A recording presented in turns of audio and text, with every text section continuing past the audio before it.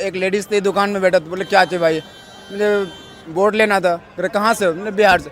वो सीधा कह रहे तुम्हें बिहार में रोजगार ना मिलता कि तू यहाँ आ रहा है। बिहार को गाली, बिहार के लोगों को बाहर गाली देते हैं। गाली तो ऊपर रहा भाई, जो हमें कह रहे तुम्हें बिहार में काम नहीं मिलता या यहाँ पे तुम आ रहा है, ये तो हमारे ऊपर गाली ही है ना।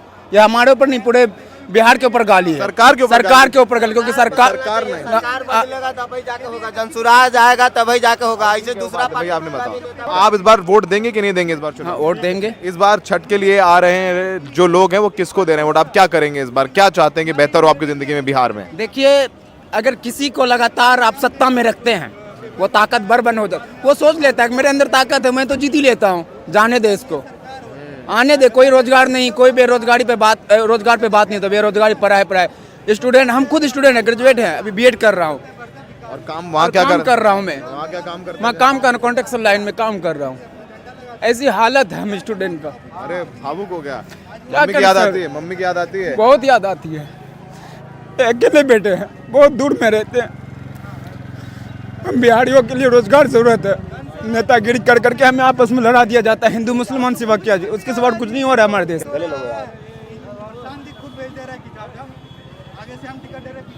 शाहिद भावुक हो गया, कह रहे हैं कि बाहर बिहारियों को गाली दी जाती है, मारपीट की जाती है, गलत व्यवहार किया जाता है। कह रहे हैं माँ के अकेले बेटे हैं और बाहर जाके काम करना पड़ता है। बीएड कर रहे हो? अभी बीएड कर रहा हूँ मैं हरियाणा से। हरियाणा से बीएड भी कर रहे हैं, पढ़ाई भी कर रहे हैं और काम भी कर रहे हैं।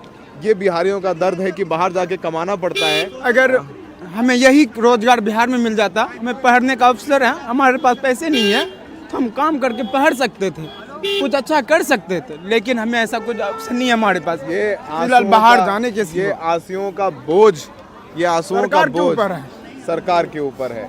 माँ की याद आई तो बोला मैं माँ का इकलौता बेटा हूँ और बाहर काम करता हूँ, और उनके आंखों में आंसू आ जाते हैं। ये आंसू इनके नहीं है, ये आंसू उस हर बिहार के युवा के हैं जो रोजगार की तलाश में बाहर जाता है, टिकट रिजर्वेशन नहीं मिलता है, बाथरूम के पास जो टॉयलेट है उसके अंदर घुस के जाता है, अभी गाली खाता है और फिर अपने गांव आता है और फिर उसे कुछ नहीं मिलता, फिर वापस जाता है घर बार। मैं दानापुर एक्सप्रेस से ही आ रहा हूँ, हालांकि इतनी भीड़ है गाड़ी में, रिजर्वेशन जनरल वाली हाल है।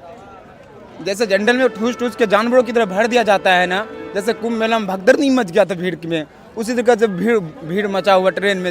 रिजर्वेशन में एक जो लात मारा है इसको, ये उसको गाली करो, टीटी आ रहा है जबरदस्ती थप्पड़, भाई तू पैसे निकाल, जबरदस्ती फाइन मार रहा है, वसूली करता है। हाँ, जबरदस्ती फाइन मारता है 600 700 1000 रुपये, तब जाके आने।